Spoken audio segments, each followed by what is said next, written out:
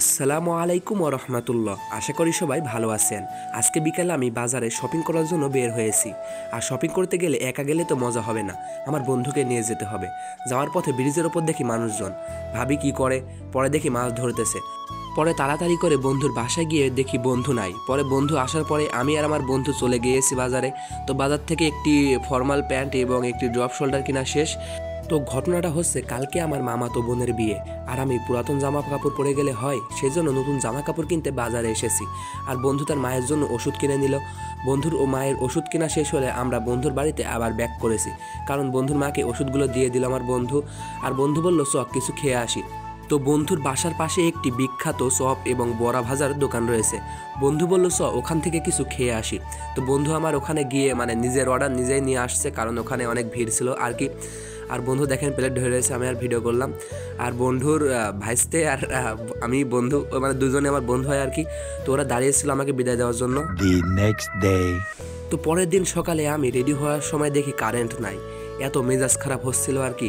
তো কারেন্ট নাই, আমি আমার পাঞ্জাবিটা আয়রন করতে হবে। তো কিভাবে করি, পরে হাত দিয়ে ডলামলা মেরে বের হয়ে যাই বিয়ে খাওয়ার উদ্দেশ্যে। তো বাজারে গিয়ে দেখি আমার খালাতো ভাই দোকানে এসেছিলো। তো দোকান থেকে আমার খালাতো ভাইকে নিয়ে তার গাড়িতে করে তার বাসায় চলে এসেছি।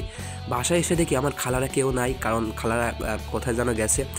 আর আমার খালাতো ভাই নাইম ভাই তো বাসা খুলে দিয়েছে। আর আমি ভিতরে গিয়ে একটু পাটপুট না নিলে হয়, আমার তো জানেনই আপনারা আর কি। তো আমার খালাতো ভাই নাইম ভাই রেডি হওয়া শেষ। আর আমি তো আগে থেকে বাসা থেকে রেডি হয়ে আসছিলাম, কারণ একা গেলে তো আর মজা হবে না, আমার কমন ডায়লগ আর কি।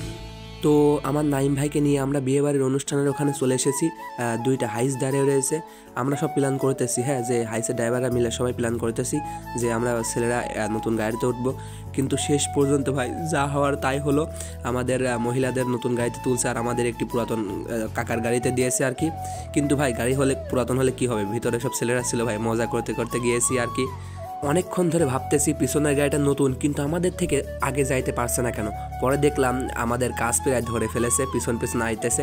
রাস্তা ছোটো তো সেজন্য ওভারটেক করতে পারছে না। তো পরে এসে জ্বালানি নেওয়ার প্রয়োজন, সেজন্য একটা গ্যাস পাম্পে দাঁড়াইছে, আমাদের এলপিজি গ্যাস ভরবে গাড়িতে। তো সেজন্য আমরা সবাই দাঁড়িয়েছিলাম। আর পিছনে ভাই এত পরিমাণে শব্দ হচ্ছিল, আমি মনে করছিলাম কী যেন হইতেছে। পরে দেখি এলপিজি গ্যাস ভরার সময় অনেক আকারে শব্দ হয় আর কি। এই যে রাস্তার দুপাশে অনেক সুন্দর সুন্দর গাছ রয়েছে, সুন্দর একটি রাস্তা।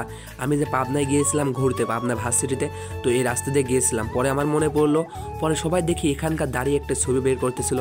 তো অনেক দূর যাওয়ার পরে সবাই রেস্ট নেওয়ার জন্য বাইরে গিয়েছে নাস্তা পানি করার জন্য, কিন্তু আমি পাগলের মতো গাড়ির ভিতরে বসেছিলাম, কারণ ভাই বাইরে যাওয়ার কোনো মুড ছিল না সেই মুহূর্তে।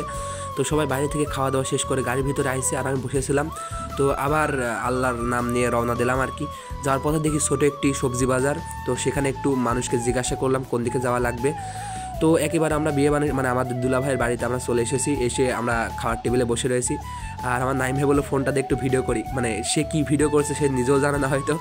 তো খাওয়া দাওয়া শেষ করে আমি, আমার নাইম ভাই আর আমার ড্রাইভার, আমার নাইম ভাইয়ের বন্ধু আর কি, তিনজন মিলে ঘুরে বেড়াচ্ছিলাম। পরে ভাই আমাদের সাথে এমন কিছু ঘটে যাবে আমরা বুঝতে পারিনি। আমরা যে গাড়িতে এসেছিলাম সেই গাড়িটা নষ্ট হয়ে গিয়েছিল। আর সামনে দেখতে পাচ্ছেন কোট প্যান্ট পরা, ওটা আমার দুলাভাই। তো দুলাভাই আর আপু গাড়িতে করে রওনা দিয়ে দিচ্ছে, কিন্তু আমাদের গাড়ি নষ্ট হয়ে গেছে। কবে যে রওনা দিব আর কি, আমাদের গাড়ির সবাই পেরেশানি। তো অনেক কষ্ট মষ্ট করে গাড়িটা ঠিক করে যাইতেছি। আর শেষ বিকালের আবহাওয়াটা দেখেন, এটা দেখলে অনেক কিছু মনে পড়ে আর কি। ওই যে আগে বললাম গাড়িটা ঠিক করে আমরা রওনা দিয়েছি, তারপরে আবার একটা বাজারের সামনে এসে গাড়িটা গরম হয়ে গেছে আর কি। গাড়িতে পানি দিলে সেটা হিটে পানি বের হয়ে যাচ্ছে, ইঞ্জিনের পানি ঠান্ডা করার পানিটা। আর আমি একটু দূরে চকলেট কিনতে গিয়েছি সবার জন্য, যে চকলেটটা কিনে নিয়ে যায় সবাই খুশি হবে। তো চকলেটটা কিনে নিয়ে যাইতেছে, আর ভাবতেছি গাড়ি কি আমার জন্য আসে নাকি আমাকে ছেড়ে চলে গেছে। পরে এসে দেখি আমাকে মামা অনেক বকা দিল আর কি, একাই বাইরে গিয়েছি বলে। তো আস্তে আস্তে অনেক রাত হয়ে গেছে, পরিবেশটা দেখেন আর কি।